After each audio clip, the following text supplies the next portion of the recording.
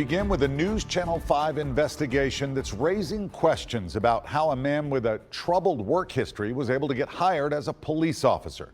Investigative reporter Ben Hall took an in-depth look at the career path of an officer sued in connection with an inmate's death in Marshall County, and he found a long history of discipline. The disturbing video went viral. Stay down, you stupid son of a... It shows several officers subdue William Jeanette, who refused to get into a restraint chair in the Marshall County Jail. Christopher Stallings' body cam shows him on Jeanette's back after he was handcuffed and in leg restraints, saying he could not breathe. Jeanette's last words were, "I'm good." Stallings quickly responded. Oh, you ain't good. You gonna lay right there for a minute.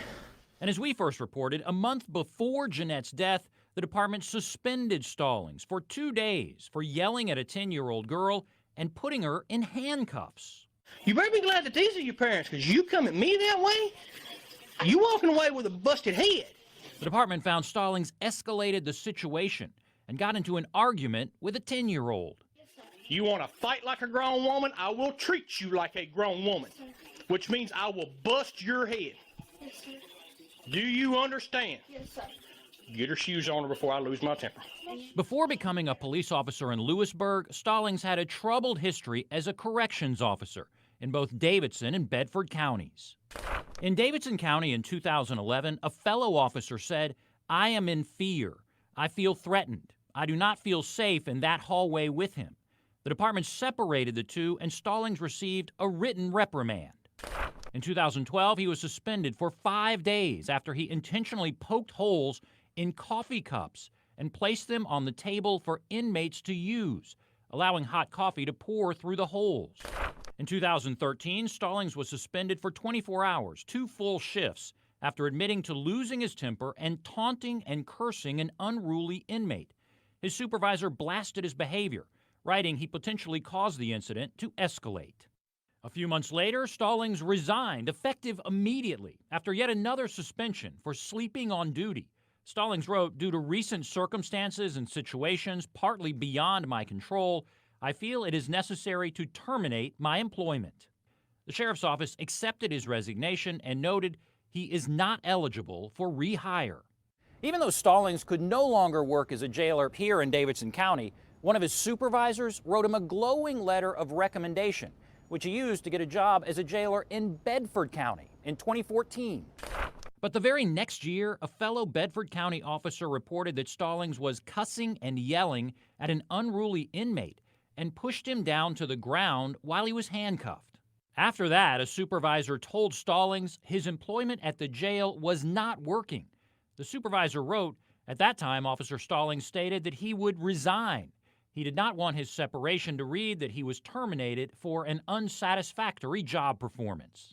Despite all that, Stallings applied to the Tennessee Law Enforcement Training Academy in 2017 and became certified as a police officer. Police officers wield an enormous amount of power over the lives of everyday Americans. Duke University law professor Ben Grunwald has published articles calling for a national database listing disciplinary issues for people in law enforcement, even corrections officers.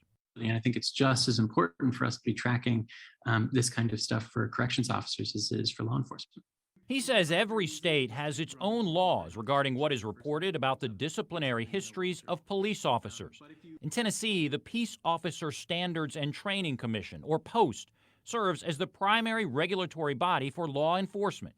They must be notified when police officers are suspended 15 days or longer, or if they resign in lieu of termination.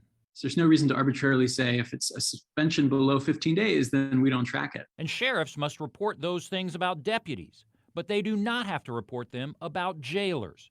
So Post did not know about Stallings' work history as a corrections officer when he went on to become a police officer. If we're hiring officers who've done bad things in the past, that's one of the easiest predictors to know that they're going to do bad things in the future. So when Lewisburg hired Christopher Stallings, there was no state record of his history as a corrections officer. And when he resigned from Lewisburg a week after the death of William Jeanette and a month after getting suspended for handcuffing a 10-year-old, neither would have been on his state record. 6 months after leaving Lewisburg, Stallings was hired by the Mount Pleasant Police Department, which called him their top applicant. We've learned Stallings has resigned from the City of Mount Pleasant Police Department in an agreement that gives him 2 weeks severance and overtime pay. In his resignation letter, he wrote he's leaving because of the current political climate and our continuing coverage. He wrote he did not want to damage the department's reputation. The city manager called him an exemplary employee in the time he's been there. Stallings ended the letter saying he will seek future employment in law enforcement or elsewhere. Ben Hall, News Channel 5 investigates.